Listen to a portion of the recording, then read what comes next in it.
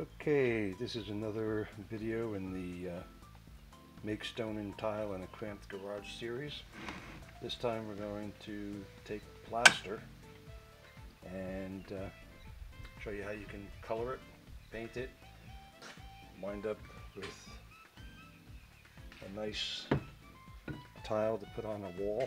Obviously, with being plaster, you can't walk on it, but we just take some fresh look, semi-glossy enamel, any water-based paint will do. Put a coat of it on the plaster tile. Let that dry, then we'll be staining it and sealing it, and hopefully eventually have a picture of it up on a wall.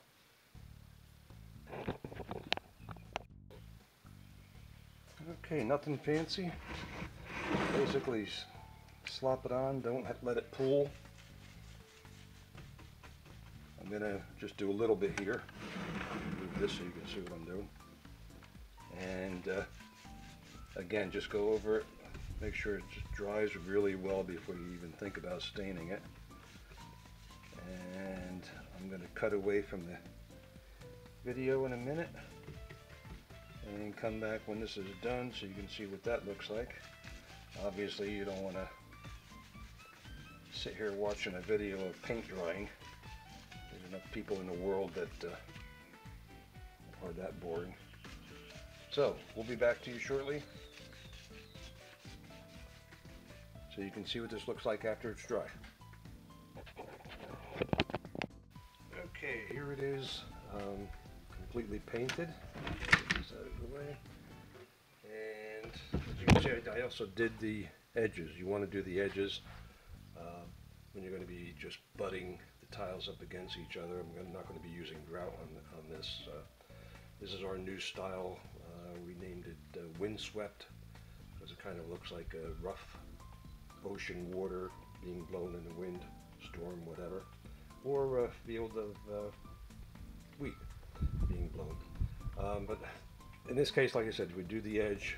Normally you wouldn't want to do the edge, maybe just a little bit if you're going to be grouting it, because when you grout it, you want the grout to be able to adhere to the material better.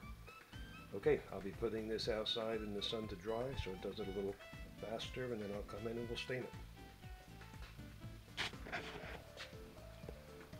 Okay, here's the tile I just painted. It's out here in the sun so it'll dry a little faster. As you can see next to it, there's another tile piece that I already put stain on, or antiquing, whatever you want to call it. That's our bark brown water-based antique. And here's a bunch, I don't know how this is going to take or not, but there's a bunch more inside the garage that are drying. And here is plaster and concrete and other stuff that my wife always complains about having in the garage, but that's business. What are you going to do? Okay, we'll be back to stain it shortly. Okay, the tile is now dry, so I'm going to use our bark brown water-based antiquing or stain.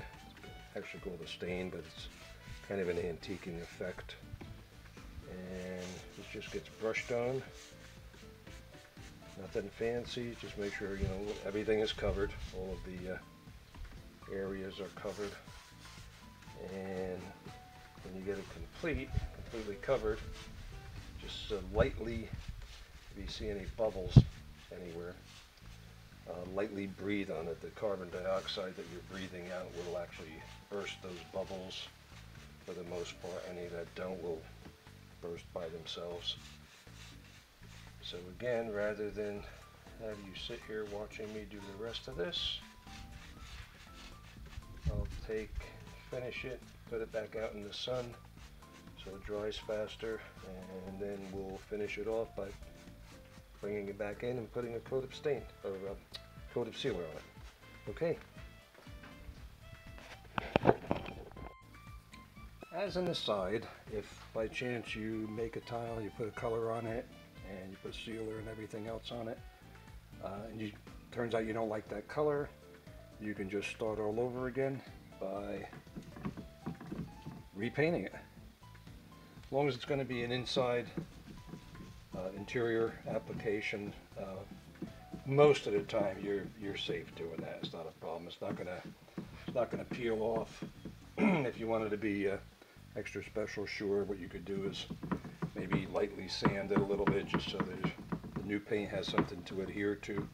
But basically you're putting another coat of paint over a coat of paint, so it should adhere to it fine.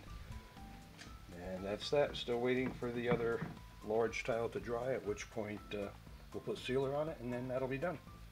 Be back shortly. Okay, everything is set, all ready to finish up. The last thing we do is put on some sealer. In this case I'm using the matte coat sealer by Olde. And finish it up, just put it on, make sure you cover the whole area with a sponge. Nothing fancy, doesn't matter that much, especially with a design like this. If it was flat, then obviously you would want to be a little more careful not to show any streaking in that, but with this particular style of tile, you don't really have to worry about that. Then you finish it off, just lightly dab it. Again, because of the deep crevices, you don't want it to pool and take forever to dry.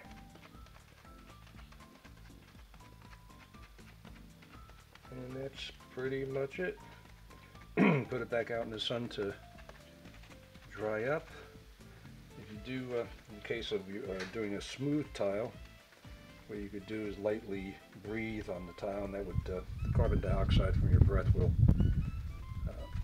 burst any bubbles that might occur. And that's pretty much it. When it gets done, I'll take one more shot of it so you can see what it looks like when it's complete.